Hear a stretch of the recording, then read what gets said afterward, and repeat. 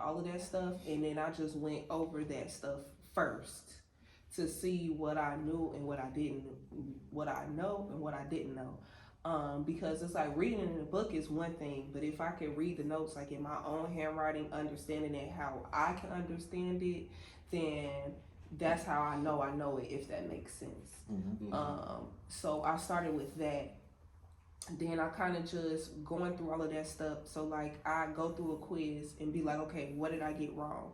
Go through that stuff first, and then trying to see, okay, why was this the right answer? And then if I still didn't understand why that answer was the right answer, then going in the book and reading over that to understand that concept and being like, okay, now I understand why this was the right answer and this was the wrong answer. So starting off small with like your notes and your quizzes and tests like that, and anything that you don't understand, just use your book to fill in the gaps, because that's easier than constantly rereading the book. Well, I also say YouTube too. YouTube, yeah, definitely, that helped me out a whole lot. Yeah, I know with paramedic school, YouTube helped me a lot, because they understand it, so they break it down in most simpler terms. So it's not all these big, huge words being thrown at you from a book. So that too. But just don't rely so much on your book, because it's like that's the scholarly version of what you're supposed to know. That's not the civilian version. So sometimes you reading it and it's not clicking. So like having good notes, taking good notes in class, because like I said, when I read what I write, it makes sense to me. So if I could read the book, translate it into how I know I'm gonna understand it, or even like hearing the teacher explain it and writing down what they're saying in a way that I know I can understand it, doing it that way, that's gonna make it easier to study and understand the information versus constantly just reading the book.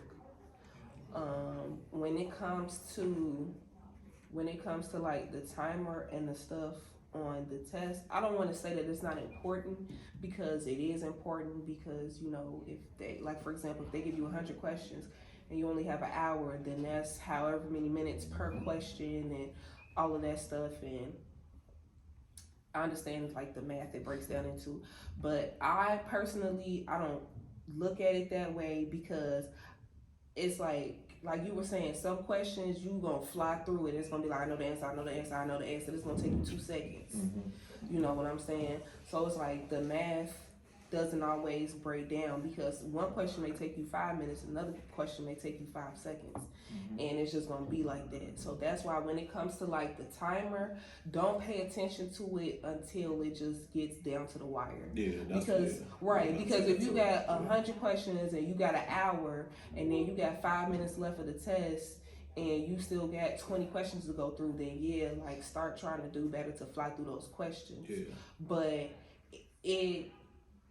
the quality is more important than the quantity. So you want to focus on doing what I told y'all, breaking down the question, understanding what the question is asking you, and understanding, okay, I know this ain't the answer, I know this ain't the answer, I know that's not the answer, and how to do it that way, because that's what's going to matter when it comes out, because that's really going to be how you pass or fail. Really. But you are going to definitely get caught up to like when you're in the middle of it, like, damn, this is getting too hard. Now, that's the time you trying to waste time trying to figure it out and think a little harder or something like that. But if you know the question, whatever it is, just go with your gut on it and just go with it and just knock that out real quick. That should be 2 seconds every time, especially if you're flying through it. And just be feeling confident about everything that you don't second guess yourself, because that's what's gonna have you waste more time on the question. Take me forever. Because then you're gonna be I don't know, and then that's just wasting more and more time that you could be on another question. Whether you get it right or whether you get it wrong, it doesn't. I don't want to say it doesn't matter, but it's like, if you're gonna pass, you're gonna pass. If you're gonna fail, you're gonna fail. Whether you got that question right or wrong. You know, I mean, it may be that one question that breaks the camel's back as to whether you pass or fail. But in that specific moment, you don't know that.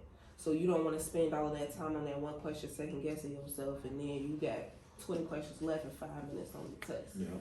So just be like, okay, whatever, I don't know it, I'm guess, and then that's it. Because me personally, it's like, and it's like, hopefully you just make up for that question and all the subsequent questions, because you're going to have to move on. but definitely like